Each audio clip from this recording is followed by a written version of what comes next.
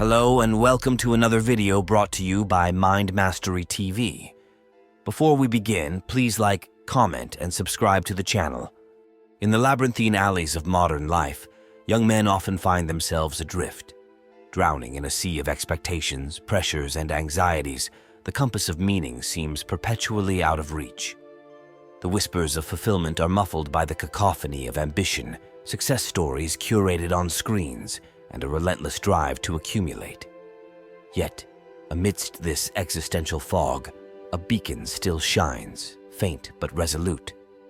The wisdom of Epicurus, the ancient philosopher who dared to redefine happiness and chart a path to a life not merely lived, but fully embraced. Under the sun-dappled canopy of his Athenian garden, Epicurus offered not opulent feasts or fleeting pleasures, but an oasis of introspection.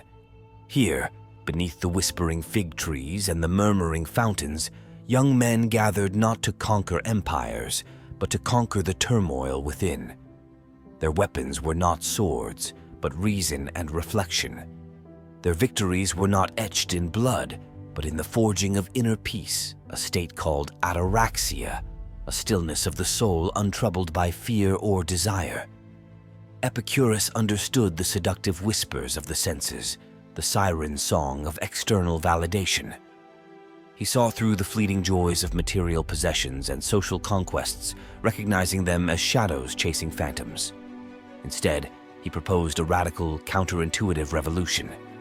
That true happiness resided not in the acquisition of things, but in the cultivation of virtue, the mastering of one's own mind, and the deliberate crafting of a meaningful life.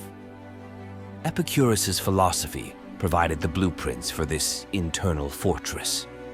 He laid the foundation stones of self-knowledge, urging young men to understand their true desires, not the fleeting whims dictated by societal pressures. He taught them to discern the fleeting pleasure from the enduring joy, to differentiate between the necessary and the superfluous. This was not mere asceticism. It was a strategic withdrawal from the battlefield of unnecessary desires, a focused investment in one's own well-being and inner strength. With this newfound clarity, Epicurus built the walls of resilience. He taught young men to face the inevitable storms of life, the disappointments and setbacks, with stoic fortitude. He emphasized the importance of accepting what cannot be controlled, focusing on the present moment, and finding purpose in the face of adversity. This was not about becoming cold and emotionless, but about cultivating a sense of agency, a determination to forge meaning even in the midst of chaos. But Epicurus's vision extended beyond the individual. He understood the inherent social nature of the human spirit, the need for connection and belonging. He encouraged the cultivation of genuine friendships, built not on fleeting convenience or mutual benefit, but on shared values and unwavering loyalty. He saw in these connections a source of strength, a haven of support, and a reminder that no man truly walks alone.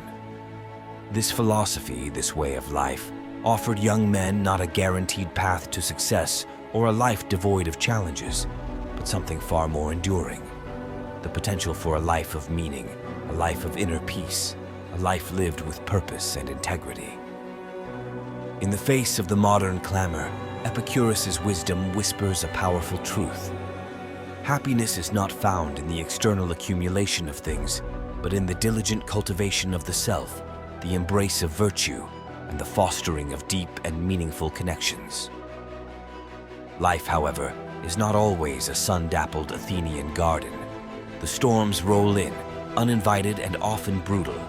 Disappointments sting, failures loom, and anxieties gnaw at the edges of even the most carefully constructed fortresses. In these moments, when doubt whispers and fear threatens to engulf, Epicurus offers not a shield to deflect the blows, but a compass to navigate the tempest. The first pillar of this storm-weathering philosophy is acceptance. Accept that adversity is inevitable.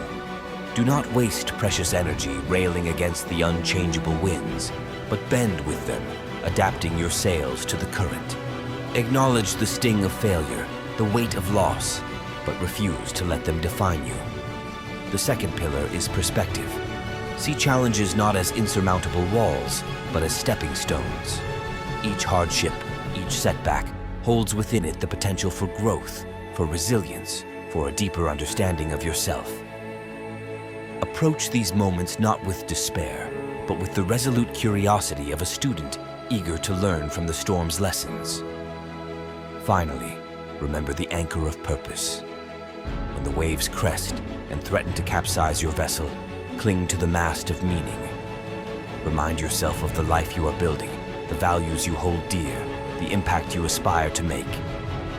Let this purpose be your North Star, guiding you through the darkest nights and propelling you forward even when the horizon remains obscure. This is not to say that the path will be easy. There will be days when the storm rages, when even Epicurus's wisdom might seem a fragile raft against the tide. But remember, young men, you are not alone.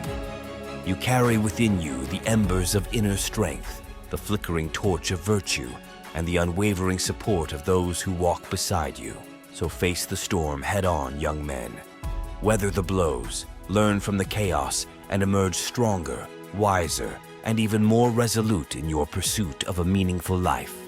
For in the end, it is not the absence of storms that defines a life well lived, but the unwavering spirit with which we navigate them.